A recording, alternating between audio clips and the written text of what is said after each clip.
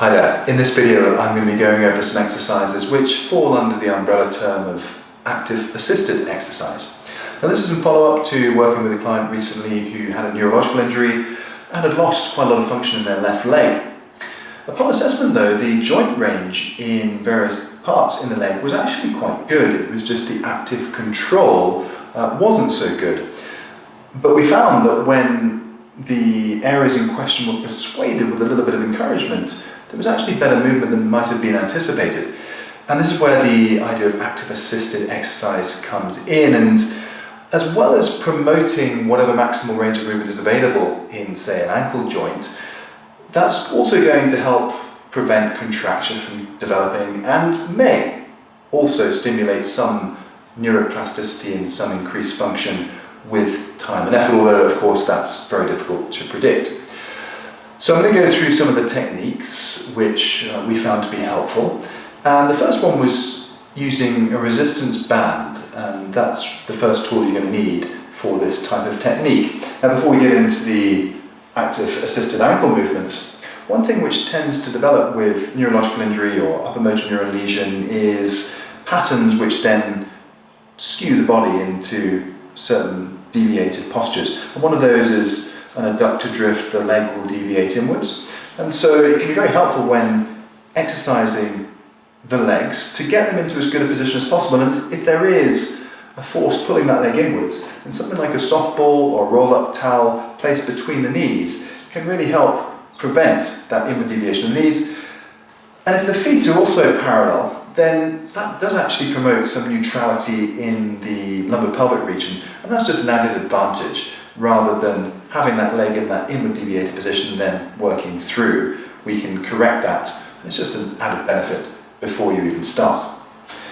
Now the first thing which is nice to do is some exercises to promote ankle dorsiflexion and ankle plantarflexion. If we start with the plantarflexion first, the active assisted movement would be in the case where some plantarflexion is available, but it's just not really able to get the full impetus. And for that, you can place a resistance band underneath the heel. And of course, if you need assistance doing this, just get somebody to help you put that in. And then you have one end of the band in each hand. And make sure you feel nicely supported. You may want an upright chair to support your body if strength there is lacking. But you can get a good grip of these, and there are modified variations of resistance band available. If the grip is compromised, you can loop it around your wrist or have it tied, or there are handles available. There's all sorts of things which might be helpful there. But we're essentially going to do a bit of a bicep curl. So the other thing I like about this active assisted technique is you get to work your arms as well, which is no bad thing. So sitting up in as good a posture as you can manage with the ball between your knees, you would think about actively lifting the heel, which is plantarflexing the ankle, but you're going to give it some help with the elbow bend. And what happens is you get that active assisted lift. Now, if I, as a perfectly healthy subject, don't try and lift my ankle at all, my heel at all, and I pull up with my hands, nothing happens. My arms and the band combination are not strong enough to lift the weight of my leg. There's too much give in the band.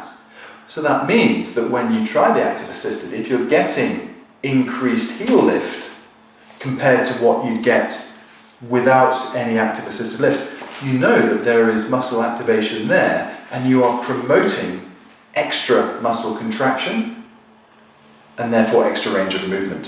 So that's the ankle plantarflexion, and as I said, you get some good toning for the arms as well. When it comes to the ankle dorsiflexion, which is lifting, I'm lifting up as much as I can there, but I'm already a little bit stuck. So what I recommend, and what I did with this recent client of mine, was to take the target leg forwards, which actually takes you into a position of plantarflexion to begin with, and this will give you more range of movement. Again, if you need help placing the band underneath your foot, then get somebody to help you with that, but exactly the same principle here. I'm going to think about dorsiflexing my ankle at the same time as initiating my bicep curl, and I get a really nice assisted dorsiflexion movement. It's worth just getting a little bit of tension first, engaging through the arms, thumbs facing the ceiling, and then when you get that tension, then you think, right, I'm going to lift my foot up, and I'm going to try and get as much dorsiflexion as possible. Control the descent as well, so you're looking for quality of movement as you go through this. And with the ball between the knees, it does prevent a little bit of that deviation which can happen when things like spasticity and hypotonia are in play. So there are some simple active assisted exercises for the ankle, which will simultaneously work the muscles in the front and back of the leg. We're going to go through a different technique now to target the hip muscles, and for that I'll see you in just a moment.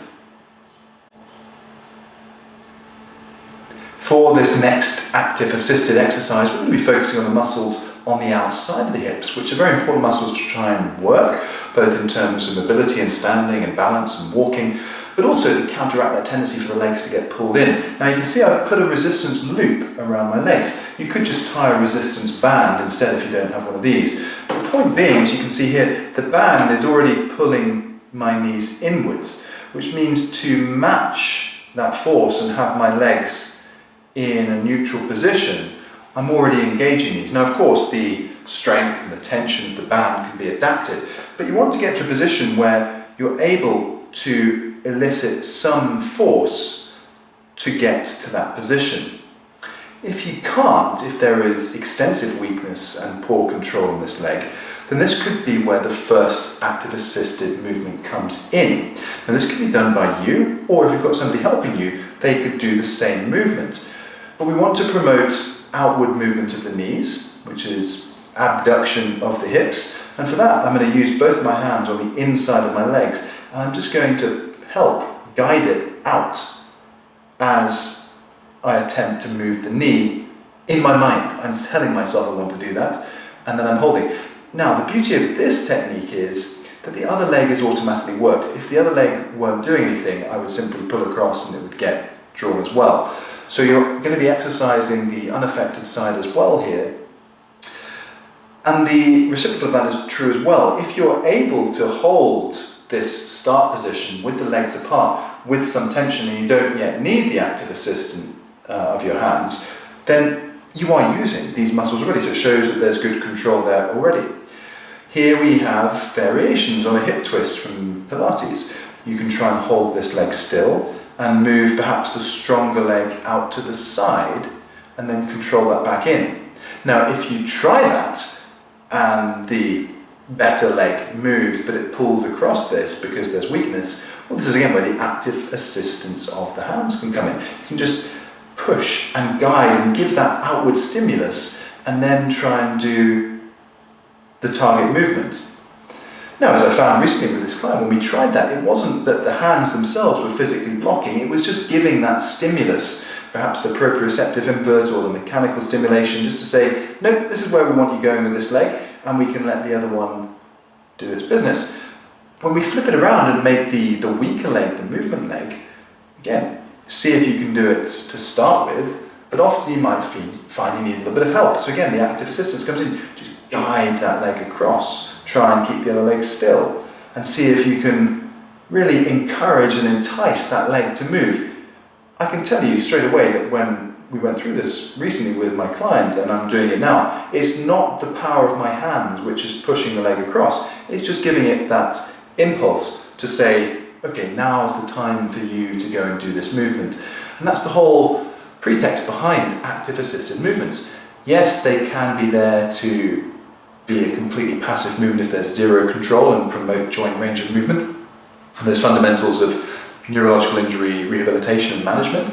But if there is flickers of movement and if there is muscle activation but it's just the signalling is confused, you can guide to where you want to with the active assistance of something like a band or a hand push, and at least maintain joint range and muscle length and ability, but even potentially gain extra strength and function as a result. And of course you're probably going to have to try that for a very long period of time to know whether that's even feasible, but the point is you want to try and grab hold of any potential strength and range of movement and function you have, and then really push on and maintain that. So that's why these techniques can be very helpful.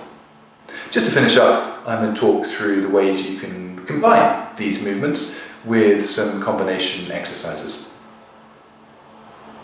Now, of course, with any type of exercise, there is no one-size-fits-all, and these techniques are just a guide, and you can modify them, adapt them as necessary. But you can start experimenting a little bit and use similar principles. So if we're trying to get into maybe more of a combination movement, we can apply what we've learned already. This time I'm going to place the ball, which was between my knees, between my ankles.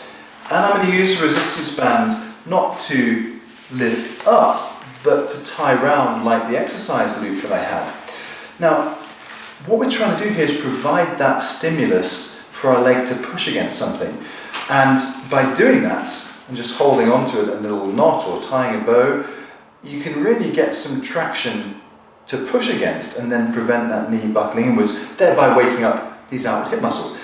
Now then, if we try and visualize squeezing the ball between our heels, it may be that the leg which is weaker doesn't quite respond, but at least you've got the other side pushing and you're giving the weaker side something to actually sense and almost feel, and you can visualize that squeeze in your mind. You can even look, if you're able to, and say, right, just visualize and try to squeeze that ball. And by doing that, we can now do a double heel lift.